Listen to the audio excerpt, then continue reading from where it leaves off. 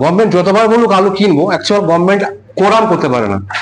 যে আলু চাষের উৎপাদন হবে, আমার মনে হয় না সেই আলু যা উৎপাদন ক্ষমতা এখন বর্তমানে আছে, ওয়েদারে প্রাকৃতিক দুর্যোগ হয় না, ওয়েদার খুব ভালো আছে, আলু ফেভারই ছিল। তো গভর্নমেন্ট আলু কিনে চাষিদের লোকসান বা ঘাটতি পূরণ করতে পারবে না। নমস্কার, আপনারা দেখছেন ইন্ডিয়া পটেটো নিউজ। সম্প্রতি সমুদ্রগড় আলু ব্যবসায়ী সমিতির বার্ষিক সাধারণ সভা অনুষ্ঠিত হলো সমুদ্রগড় আলু ব্যবসায়ী সমিতির নবনির্মিত ভবনে। সমুদ্রগড়ের আলুর দাম ও বাংলার আলুর সাম্প্রতিক কালের পরিস্থিতি নিয়ে কি বলছেন সমুদ্রগড় আলু ব্যবসায়ী সমিতির নেতৃত্বরা, চলুন বিস্তারিত শুনে নিই। চ্যানেলে নতুন হলে চ্যানেলটি সাবস্ক্রাইব করুন ও ফেসবুক পেজটি ফলো করুন। ভিডিওটি শেয়ার করতে ভুলবেন না। নমস্কার স্যার।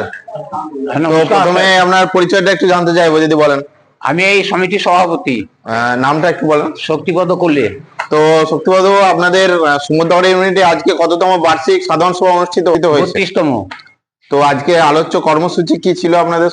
আলোচ্য কর্মসূচি ছিল মানে আমাদের এই স্টোর সামনে লোডিং, মানে কেমন লোডিং হবে, চাষ কেমন আছে, বা এবছরের ফলন কেমন হবে, এইসব নিয়ে একটা আলোচনা ছিল। বার্ষিক আয় ব্যয়ের হিসাব পেশ করা বা নতুন করে কমিটি গঠন। তো আপনাদের সমুদ্রগড় ইউনিটে এবছর আলুর চাষ কিরকম কি হয়েছে যদি একটু বলেন। চাষ গত বছরের তুলনায় কিছুটা কম, কিন্তু ফলনটা কিছুটা বেশি হবে। তো এখানে মূলত মানে কোন কোন প্রজাতি আলু চাষটা বেশি হয়? মানে পোগরাজ কম, ম্যাক্সিমাম জ্যোতি। জ্যোতি। তো মোটামুটি এখানে স্টোর বীজ না এমনি পাঞ্জাব বীজ বেশি ব্যবহার করা হয়? মানে বেশি 90%ই পাঞ্জাব বীজ। পাঞ্জাব বীজ। তো আপনাদের এখানে স্টোর কতগুলি আছে?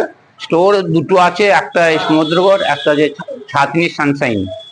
টোটাল ক্যাপাসিটি কত? টোটাল ক্যাপাসিটি 240 আর 1.5, মানে প্রায় 4-এর মতো। 4-এর মতো। তো গত বছরে কি স্টোর গুলো সব ফুল লোড হয়েছিল? হয়নি।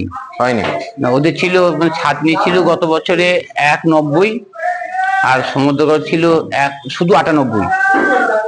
আচ্ছা, আমরা আপনাদের সমুদ্রগড় ইউনিটে তো যে আলু চাষটা হয়, এটা আমাদের লোকালের না বাইরে থেকে আলু আসে?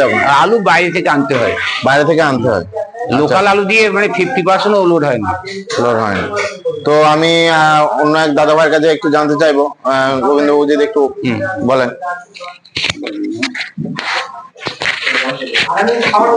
গোবিন্দবাবু নমস্কার। নমস্কার। তো আপনাদের আলু চাষ সম্বন্ধে আপনার কাছ থেকে একটু জানতে চাইবো। মানে আলু তো মানুষ দীর্ঘদিন চাষের ফলে লোকসান বা লাভবান তো দেখতে পাচ্ছে না, এর বিকল্প যদি কিছু ব্যবস্থা করে সেই সম্বন্ধে চাষি ভাইদের যদি একটু বলেন। আমাদের এখানে চাষের আগে পদ্ধতি ছিল আলুর ওপরই নির্ভর ছিল।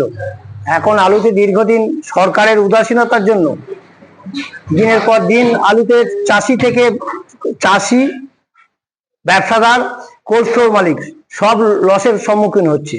তার জন্য বিকল্প রাস্তা বেছে নিয়েছে সবজির চাষ, যেরকম ফলের চাষ, ফুলের চাষ, এইবার পেয়ারার চাষ, এই সমস্ত চাষের দিকে বেছে নিয়েছে। সেই জন্য সরকারের দৃষ্টিভঙ্গি চেঞ্জ না করলে আগামী যা আসছে তাতে করে আলু শিল্পই ঢুকবে, ব্যবসাও শেষ, চাষিও শেষ, একই কথা বললাম। তো এবছরে তো আলু চাষটা আপনাদের এই দিকটা একটু কম, কিন্তু ফলন ভালো হচ্ছে। পাটায় কটা করে কিরকম কি ফলন হচ্ছে? আমরা এখন পর্যন্ত যে আলু উঠছে সেটা পেয়েছি, খবর পেয়েছি 6টাও হচ্ছে, 5টাও হচ্ছে। তো দাম কিরকম কি আছে? দাম এখানে ওই আমাদের এখানে লোকালে 300 টাকা লোড হচ্ছে পোগরাজ, এখনো জ্যোতিতে হাত করিনি। তো আলুটা মূলত আপনাদের কোথায় কোথায় যায় এখান থেকে আলুটা? আমাদের এখান থেকে আলু বিহারমুখী হয়, আগে আসামের উপর ছিল, এখন বিহারমুখী যায়, বিহার, উড়িষ্যা। আচ্ছা, তো এখানে আলু ছাড়া আর কি কি চাষ হয় আপনাদের এলাকায়? আমাদের এলাকায় আলু ছাড়া চাষ হয় বললাম, কুলের চাষ হয়, পেয়ারার চাষ হয়, ভুট্টোর চাষ হয়, আর আগের সময় দেখলাম যে পেঁয়াজ ব্যাপক চাষ হয়, পেঁয়াজের চাষ। মূলত পেঁয়াজটা কোথায় যায় এখান থেকে? পেঁয়াজটা বিহার, ঝাড়খণ্ড। হরদেব সিং সাংঘার এস মার্কা ও সুখজিৎ সিং ভাত্তির বি মার্কা আলু বীজ বিক্রয়ের বিশ্বস্ত প্রতিষ্ঠান ঘোষাল এগ্রিকালচার এন্টারপ্রাইজ।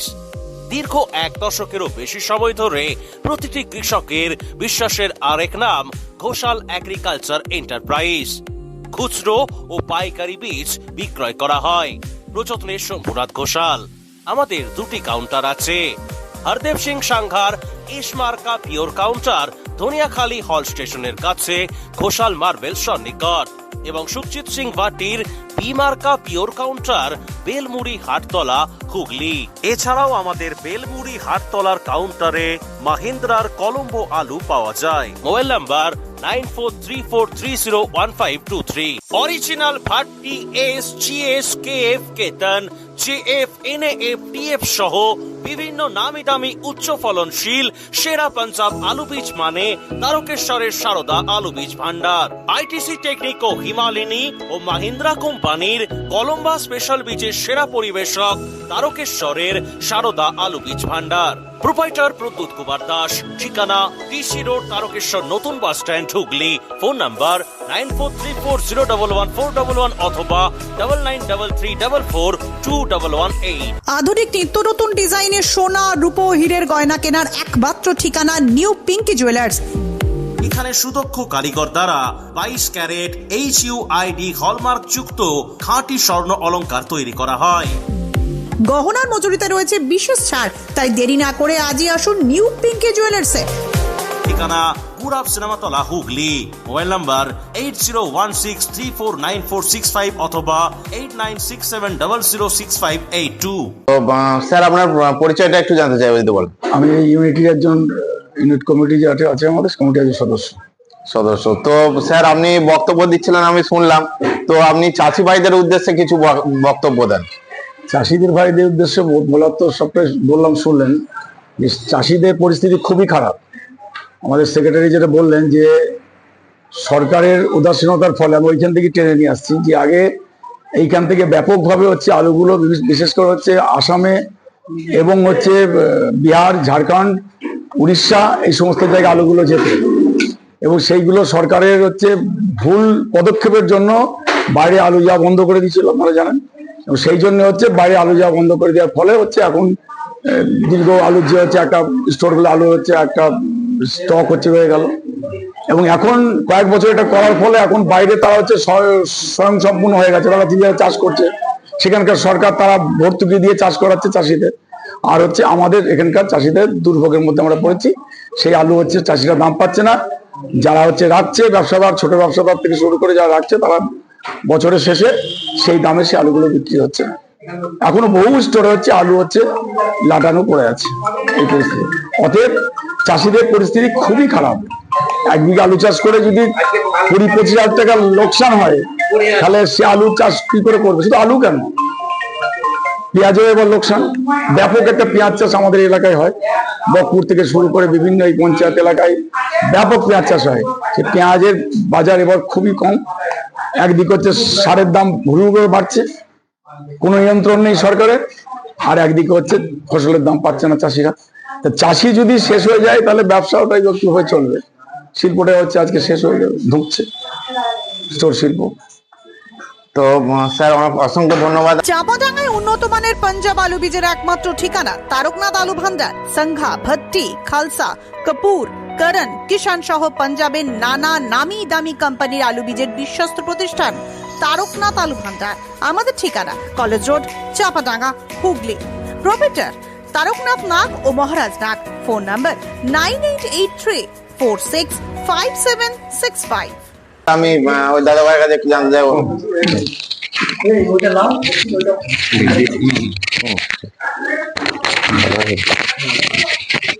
স্যার প্রথমে আপনার পরিচয়টা একটু জানতে চাইবো। আমার নাম বশির মুন্সি, আমি সমুদ্রবন শাখার একজন সাধারণ সদস্য। তো বর্তমানে দীর্ঘদিন দেখছি আলু চাষের ব্যাপক ক্ষতি বা মানুষ অনেক সমস্যার সম্মুখীন হচ্ছে, দাম পাচ্ছে না। তো আপনাদের এখানে সারের কিরকম কি দাম? অনেক জায়গায় শুনেছি কালোবাজারি হয়, বা আপনাদের এখানে কি সারের যে ক্রাইসিস বর্তমান কেন্দ্র সরকার করে দিয়েছে, প্রোডাকশন যা করছে এটা ক্রাইসিস সৃষ্টি রেখেছে অলরেডি। যে কারণে সারের কালোবাজারি এখানে ব্যাপক পরিমাণে হয় এবং যে সার ধরুন হয়তো এমন সময় দেখেছি আমরা ডিএপি বা 10 বেশি সেক্ষেত্রে লাগে ম্যাক্সিমাম, বা ফসফেট, সেগুলো ম্যাক্সিমাম ওই সময় প্রচুর কালোবাজারি হয়। এটা নিয়ে বলার কিছু নেই, যার ফল পরিণাম চাষিরা ভোগ করতে হয়, চাষিদের ভোগ করতে হয়। তো আপনার সমুদ্রপাড় থেকে এলাকাটা যদি একটু বলেন, মানে আপনার বাড়ির মানে এলাকাটা, আপনার এলাকাটা। নামটা যদি বলেন। আমাদের এটা একটি নাদনঘাট মোড়, যে জায়গায় আমরা ইন্টারভিউ দিচ্ছি বা আমাদের যে সমিতির অফিস, এটা নাদনঘাট মোড় সমুদ্রগড় পোস্ট রোডের সামনে। এবং এর আশপাশে যে গ্রামগুলো আছে এগুলো সবসময় একসময় দেখেছিলাম চপটে আলু চাষ হতো। তো একটু আগে আমাদের পূর্বের বক্তারা বলে গেলেন যে আলু চাষ বিভিন্ন কারণে চাষিরা লোকসানের সম্মুখীন হচ্ছে, প্রতিদিন লোকসান বেড়েই চলেছে, যে কারণে চাষিরা বিকল্প পথ বেছে নিয়েছে। তারপরে একটু শুনলেন না সারের দাম কালোবাজারি হচ্ছে, বাধ্য হয়ে চাষিরা অন্য চাষ বা অন্য পথ অবলম্বন করছে। আচ্ছা, তো আমরা সরকার থেকে শুনলাম যে 30% স্টোর খালি রাখার জন্য অনুমোদন করা হয়েছে। তো সেই পরিপ্রেক্ষিতে কি সরকার আলু কেনার সিদ্ধান্ত নেবে, বা যদি সরকার আলু কিনে তাহলে চাষি ভাইদের দামটা কি পাওয়ার সম্ভাবনা আছে? দেখুন, বর্তমানে আমাদের পূর্ব অভিজ্ঞতার কথা বলছি, গভর্নমেন্ট যতবার বলুক আলু কিনবো, অ্যাকচুয়াল গভর্নমেন্ট কোরাম করতে পারে না। যে আলু চাষের উৎপাদন হবে, আমার মনে হয় না সেই আলু যা উৎপাদন ক্ষমতা এখন বর্তমানে আছে, ওয়েদারে প্রাকৃতিক দুর্যোগ হয় না, ওয়েদার খুব ভালো আছে, আলু ফেভারই ছিল। তো গভর্নমেন্ট আলু কিনে চাষিদের লোকসান বা ঘাটতি পূরণ করতে পারবে না, এটা আমার দৃঢ় বিশ্বাস। তো কি মনে হচ্ছে কত দামে আলু লোড হতে পারে আপনার? লোড আমাদের গত যে জেলা সম্মেলন ছিল, আমরা যে সম্মেলন করে এলাম, বিভিন্ন বক্তাদের কথা শুনে এলাম, খুব গুরুত্বপূর্ণ বক্তব্য আমরা শুনেছি, অভিজ্ঞতা পেয়েছি। তাতে করে যা দেখলাম আলুর দাম বর্তমানে যা হচ্ছে, উত্তরপ্রদেশে তো আপনার 150 থেকে 200 টাকা লোডিং হচ্ছে, আমাদের এখানে সর্বোচ্চ 200 বা 250 আশপাশে লোডিং হওয়ার সম্ভাবনা আছে। জ্যোতি